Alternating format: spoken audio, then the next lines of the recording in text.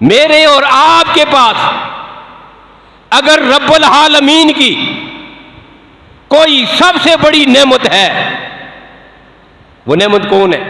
کون سی ہے؟ اگر میں آپ سے پوچھوں، میرے پاس میری جان بھی اللہ کی نعمت ہے، اللہ نے مجھے بولنے کی طاقت دی، یہ اللہ کی نعمت ہے، اللہ نے مجھے کان عطا کیے، یہ اللہ کی نعمت ہے، اللہ نے دیکھنے کے لیے آنکھیں عطا کی، یہ اللہ کی نعمت ہے، اللہ نے چلنے کے لیے پاؤں دیے، یہ اللہ کی نعمت ہے، اللہ نے مجھے جو ہے وہ سوچنے سمجھنے کے لیے عقل عطا کی، یہ اللہ کی نعمت ہے، اللہ کسی کو رہنے کے لیے گھر دے دے، یہ اللہ کی نعمت ہے، اللہ کسی کو اولاد دے دے، یہ اللہ کی نعمت ہے، اللہ نے ہمیں انسان پیدا کیا، یہ اللہ کی نعمت ہے، پھر انسانوں میں اللہ نے ہمیں مسلمان بنایا، یہ اللہ کی نعمت ہے، پھر مسلمانوں میں اللہ نے ہمیں جو ہے وہ نبی اکرم صلی اللہ علیہ وسلم کا امتی بنایا، یہ اللہ کی نعمت ہے۔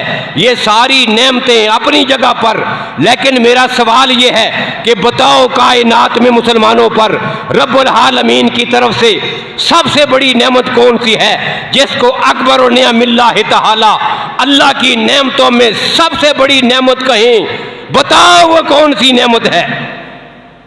یہ سوال ہے۔ اب آپ دیکھیں قرآن پاک میں ایک آیت ہے، کون سی؟ الیوم اکملت لکم دینکم واتممت علیکم نعمتی ورضیت لکم الاسلام دینا۔ اللہ کے نبی میدان عرفات میں، وفات سے تقریباً 2.5 مہینے پہلے کی بات ہے، میدان عرفات میں پیغمبر کے مقدس صحابہ کا جمع غفیر ہے، اللہ کے نبی خطبہ ارشاد فرما رہے ہیں، جبریل امین آگے، الیوم اکملت لکم دینکم واتممت علیکم نعمتی ورضیت لکم الاسلام دینا، کہ میرے پیغمبر میں نے تمہارے لیے آج تمہارے دین کو مکمل کر دیا ہے۔ الیوم اکملت لکم دینکم واتممت علیکم نعمتی، میں نے آج تم پر اپنی نعمت کو مکمل کر دیا ہے، وہی نعمت جس کا آغاز حضرت آدم سے ہوا تھا، وہاں سے چل کر حضرت نوح تک، وہاں سے آگے حضرت ابراہیم، حضرت اسماعیل، حضرت یعقوب، حضرت اسحاق، حضرت داؤد، حضرت سلیمان، حضرت موسیٰ، حضرت عیسیٰ، یہ شریعت کا سفر چلتا رہا، چلتے چلتے آگے بڑھ کر پھر ایک وقت وہ آیا کہ میں نے اپنے پیغمبر کے سر پر ختم نبوت کا تاج رکھا ہے۔ یہ ختم نبوت کا تاج رکھنا، الیوم اکملت لکم دینکم واتممت علیکم نعمتی، آج وہ نعمت اپنے کمال کو پہنچی ہے۔ پیغمبر کے سر پہ ختم نبوت کا تاج، یہ کیا ہے؟ اس امت کے لیے سب سے بڑی نعمت۔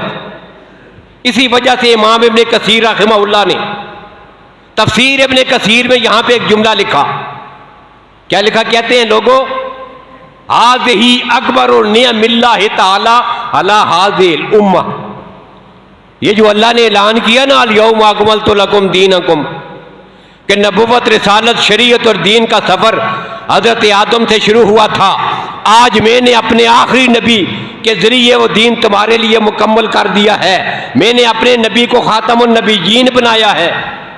کہتے ہیں ھذا اکبر نعم اللہ تعالی علی ھذہ الامہ، اس امت پر یہ رب العالمین کی سب سے بڑی نعمت ہے۔